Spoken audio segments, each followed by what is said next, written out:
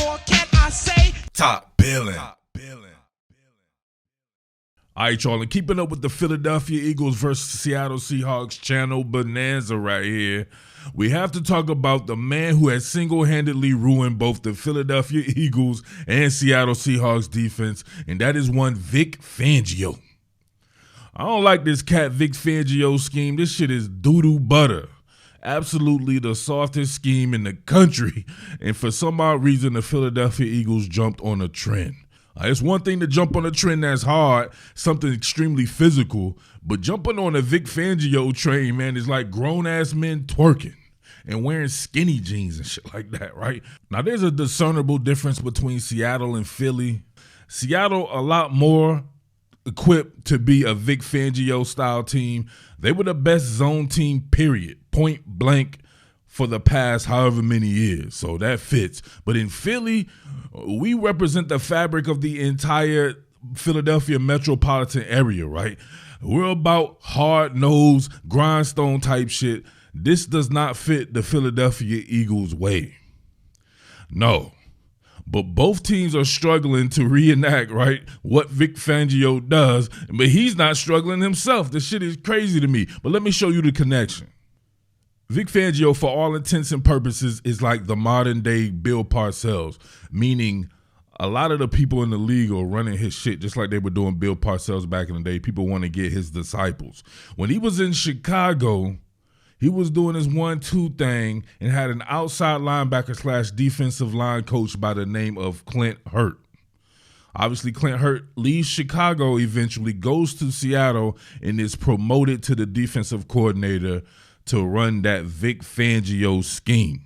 But they couldn't just get one Vic Fangio guy. They didn't bring in former Vic Fangio disciple Sean Desai, as he's a noted defensive back specialist under that Fangio scheme. So you have Clint Hurt dealing with the front seven and Sean Desai on the back end, albeit for 1 year, because Eagles head coach Nick Sirianni decided to bring in Vic Fangio himself as a consultant after he was fired from the Denver Broncos, but he didn't get a chance to hire Fangio, so he then decides to pivot to who? Sean Desai. 6 degrees of separation from your man Vic Fangio, and look at the results. And it's just like stealing. So you check it right here, right? For Seattle, you get the same exact front you get from both Philly and Miami with the 2 interior defensive linemen and 2 edge players right there. You're creeping on the come up with the linebackers from the second level. It looks good in theory, but football isn't played in theory. You get an isolation on your safety, and then you get one of these right here with the Jakob. Come on, man. Here's how it looks for my Eagles as well. Same deal. 2 interior defensive linemen, 3 technique, 2 eye, and Jalen Carter, and Williams there. Josh Sweat and Hassan Reddick out on the edges, damn near pressed to the nines in a motorcycle stance. You have your 2 off-ball linebackers, Zach Cunningham and Nicholas Morrow here, and Kevin Byard usually back there with Reed Blankenship. But the thing that gets me is the spacing, especially on first down. Look how far off the corners are. This shit ain't soft. Like, come on, this is just stealing. On first down, you're able to hit a throw like this and get yourself 8-9 yards. You end up living behind the sticks. You cannot afford to live behind the sticks in this day and age. As you can see with the real thing in Miami, you have your same interior defensive lineman, your 3 technique and your 4 eye. You got your edge players in the motorcycle stance, linebackers creeping at more shallow depth. You even got your safeties trying to get involved here. I don't know. And this is against what appears to be 10 personnel. It could be 11 personnel, but, man, this shit looks mad soft and mad finesse. But here's the kicker for me. Look at total defense. The Miami Dolphins are still a top 10 defense with the actual Vic Fangio running it, opposed to, where are we? 22nd. With one of his disciples and Sean Desai running it. And then you have Seattle here, 28th, with Clint Hurt, another disciple, running the same scheme. What gives, man? Is this a personnel thing? Right? So you're going to have people from Miami saying, well, hey, you guys just don't have the talent. And to a certain degree, I actually agree with that. Now, Philadelphia, if we want to compare teams and we made a blended team of who would start on just one Vic Fangio defense out of all three teams there, I would think up front each team will hold serve, meaning Miami doesn't have a reason to want to get rid of Christian Wilkins and Raekwon Davis and guys like that, just as well as Philadelphia with this front, right? We definitely wouldn't be giving up Milton Williams, Fletcher Cox, Jalen Carter, Jordan Davis, and all those guys. We would hold serve. In Seattle with Leonard Williams and Jaron Reed, same thing. No reason for anybody on those other teams to start over those guys too. Out on the edge, though, Hassan Reddick and Josh Sweat, I would think possibly you would have Bradley Chubb. I would think it would be Bradley Chubb and Hassan Reddick would be the best two of those in a blended team. So you would say that Seattle ain't got it like that on the edge, right? Boye Mafe close. He's definitely creeping on a come up there. He's one of these guys that I think will continue to ascend, but he's not there yet. Neither is Darrell Taylor. Neither is Derek Hall and people like that. Even Frank Clark back in the mix. And he's definitely looking like an old Frank Clark instead of the Frank Clark of old. Off ball, that's the problem with both teams, in my opinion there. I believe Jerome Baker and David Long would start on Philly. And they would start in Philly and they would start in Seattle. It's hard to say with Bobby Wagner. He's going to rack up a lot of stats, but he's making a lot of empty calorie tackles, in my opinion, these days. Not as impactful as he used to be. It looks like he's lost a step. But once again, it could be the scheme. Jordan Brooks, I think, is a very good player, but I would take David Long and Jerome Baker over both of those guys, and definitely over anything Philly could trot out at this point in time with Zach Cunningham, even Shaq Leonard, and Nicholas Morrow there. So they're really good right there. And then the safeties as well with Javon Holland and my man Deshaun Elliott. Javon Holland's the best safety on both teams. Even over Kevin Byard, who's played some really good ball in this league. Kevin Byard is new to that scheme, and he's not playing like the old Kevin Byard. Reed Blankenship for Philadelphia, I think, is one of the better ones. I believe Reed Blankenship would start in Seattle. He wouldn't start in Miami, though. Quandre Diggs and Jamal Adams in Seattle not having good years at all. And you would think just – all things equal, right? At least 2 or 3 years ago, they would be the best safeties to me. Both of those guys would be tough on them this year, right? I guess maybe in that Fangio scheme ain't fitting them, but they're not playing well at all. Reed Blankenship playing pretty good football for Philadelphia when he's in there. Kevin Byard to be seen there, right? To be determined. Same deal with a Sidney Brown, a young cat like that. But Javon Holland, that kid is an animal. One of the best in the league. You talk about a playmaker extraordinaire, can hit, can cover, can play at range. That guy definitely fits that Fangio scheme there, and Deshaun Elliott will light you up. He's probably the biggest hitter in the league.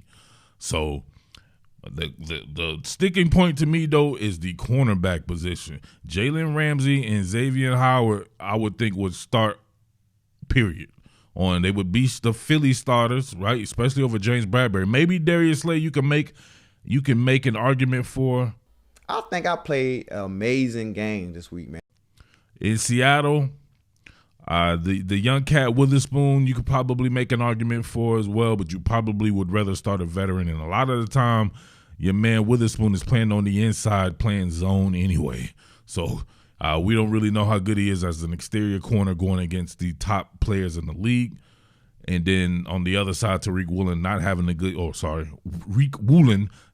a good year with his tackling, and his coverage ability is pretty good when he's not grabbing, and he's not a sexual assault artist out there, right?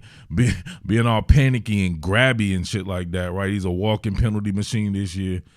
So maybe it's about the Jimmies and the Joes in Vic Fangio's scheme more so than the scheme itself.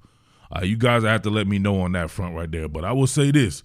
Vic Fangio done fucked the Philadelphia Eagles and the Seattle Seahawks up. If only he could have been the coordinator for both teams, right? He would just alternate each week. Because, damn, man, Desai and Clint Hurt struggling.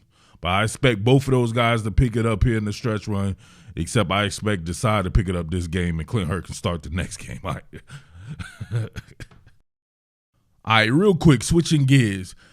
Do you think the Seattle Seahawks can run on the Philadelphia Eagles? At one particular point in time, we were trending to be the best run outfit in the history of the game this season. It has since fallen off drastically, but we can still hop in these 3-4 fronts right here and get it done. As you can see right there, all gaps covered. Jalen Carter, Milton Williams up there doing absolute work. Watch the work right here in the middle from your man Jordan Davis, right? Tying up two blockers there, allowing Milton and Brandon Graham and Jalen Carter to do the 1-2 thing. Splakataya. I ask this because the Seahawks, when they get off in the run game, they are a totally different team. The play action game works, all that stuff, and then those explosive targets that they have, the efficiency of their offense, it just goes up another degree. As we see right here, Philadelphia's rushing defense, see where we at right here. We were number 1, and now we are number 17. What the? Wow. You can see right here what man, you can see the downfall of this defense at 4.2 yards per rush. Before, it was right up here with like New England and these guys. Look, 3.2 yards per rush for New England. That's crazy. The Houston Texans, 3.6. Chicago Bears, the Vikings, Titans, Dolphins. Fangio. Oh, come on, man. Fangio has his team at 3.8. Wow. That's crazy. Where are the Seattle Seahawks in this? Seattle Seahawks 23rd at 4.4 yards per. So, oh, man. Where are they at as far as rushing offense? All right, for as much flack as the offense is getting in Philadelphia, it's still the 6th offense in the league. Now, take that for what it's worth there. Obviously, you're going to be mixing in a lot of things there. Seattle, the 17th offense in the league, kind of middling there. Talent-wise, Seattle should be in the top 10 as well. So never forget that, right? On any given day, a team with top 10 talent can be a top 10 team. So keep that in mind there. But as far as the rushing goes, I've been very unimpressed with the rushing this year. And we see here Philadelphia 17th. Very un-Philly like that, 4.1 yards per rush. And look at the Seattle Seahawks, 22nd, 4.0 yards per rush. If somehow Philly is unable to contain Seattle's rushing attack, when that play action gets off there, it could become something extremely interesting with how poor Philly is playing on the back end of its defense. Conversely there, can Seattle stop the run? Flipping back over, we see right here Seattle Seahawks 23rd giving up 4.4 yards per attempt. Man. Listen, I love football. I mean, it is a meat and potatoes sport, line of scrimmage like a mother. And if you can't see that with these two talented teams here, albeit one being 10-3 and the other being 6-7, both teams not maximizing their potential, at least the last few weeks, right? We can say both teams, right? But on the season, I'm sorry. If you can pile up 10 wins, I don't give a damn how they were piled up. You got yourself 10 wins. I'm pretty sure Seattle would love to have 10 wins right now and be 10-3. So you can't let that get you down if you're a Philadelphia Eagles fan. And it can start right here to get back on track because it's going to be who dominates both lines of scrimmage there. And, man, it is going to be fun. I said it before. I expect my Philadelphia Eagles to take care of business in Seattle, but it is going to be extremely hard. It should be a great game with two talented teams there. I can't wait for this joint to happen. And also, don't get me wrong, Seattle can definitely beat the Philadelphia Eagles with the way the Eagles are playing now. People talking about blowout this and blowout that. I had some dumbass Seattle cat up here talking about if the Seahawks don't blow out the Eagles, he's going to be mad. I'm like, what? They don't blow out a 10-3 team, you're going to be mad, and your team is 6-7? Makes no sense. Conversely, the same deal with some of the Philadelphia Eagles goofballs up there talking about blowing out Seattle. We haven't blown out anyone all year. So regardless of what you think what Seattle is very talented. beating them would be just fine to me. So I'm going to go ahead and get a prediction now because your boy about to be on a little bit of a mini vacay this weekend because both of the teams that I cover, the Eagles and the Seahawks, aren't playing until Monday. So me and the wife go ahead and shoot up to North Jersey like we do. Hang out up there, man, taking the sights and sounds. Shout out to all my people out in North Jersey, right? Weehawken, Hoboken, out there in the Meadowlands. Shout out to my people in Jersey City, Orange, Elizabeth, all you people, right? But listen, I'm going to go ahead and say, I want you guys' prediction on this one too, just in case I can't get to another one. We will have the predictions on the record. I'm going to say the Philadelphia Eagles are going to take this something like 28-20. 28-20, I'm going with the Eagles, baby, to fly, Eagles fly on the road to victory. All right, let me know what you guys think out there, man. Best of luck to everybody out there, man. Enjoy your weekend. Your boy Jersey Murf doing it big as always. With that being said, salute. I think I played an amazing game this week, man. What more can I say? Top Billin.